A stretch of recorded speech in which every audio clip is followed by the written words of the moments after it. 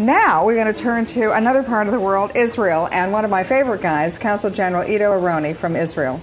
Very, very blunt guy. I mean, you have never minced words. You're maybe a diplomat, but I think that you're a pretty frank and exchange of views kind of diplomat.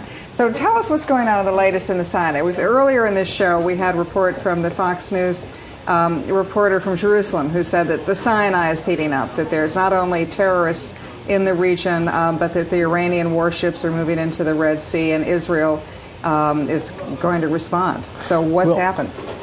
When you look at the big picture, two things happened in the last several months. The first is, of course, the unrest in Egypt and the implications of it, of course, that affect the Sinai, the entire area.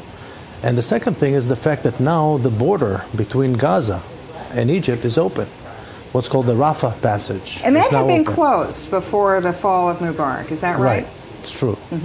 Now, the combination of the two create a more convenient atmosphere for radical elements to operate freely in that region, in the area of the Sinai. And of course, there's a potential for escalation. Israel hopes that we will not see this escalation, but we're prepared for any military eventuality.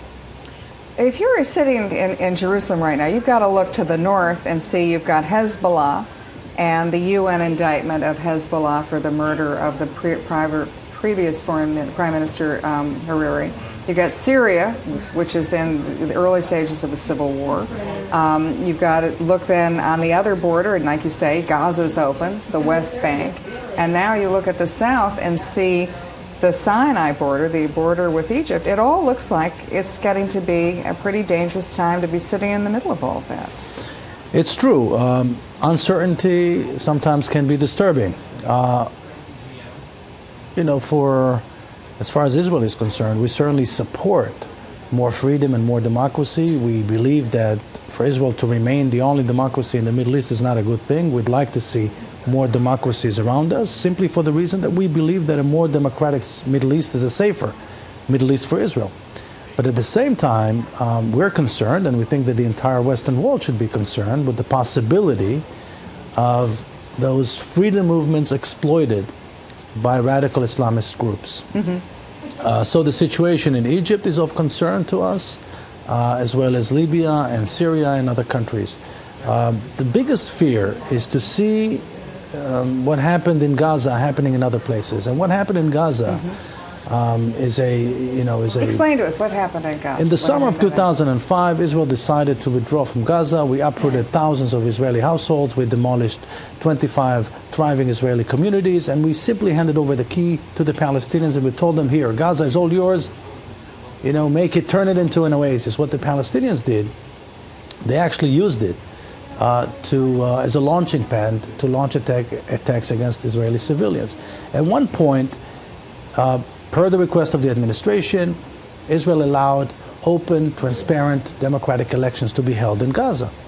The process went perfectly well. There was no problem. It was flawless. The execution of it, the implementation of it was flawless. The problem was the outcome. Hamas emerged victorious. Now, Hamas is not an organization that embraces democracy. So they exploited the democratic process in order to take control over a system which they now run in a non-democratic fashion. So there won't be any more elections on Gaza? Not in the foreseeable future. So it's one man, one vote, one time.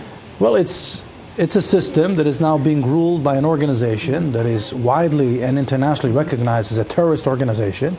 The organization won the elections legally, democratically, and in a transparent process. So that's the fear. Democracy is not just a word. Democracy is really, at the end of the day, about values. It's not just about implementing a technical process of electing elected officials. It's about values. It's about people's understanding of those values and their ability to live by them.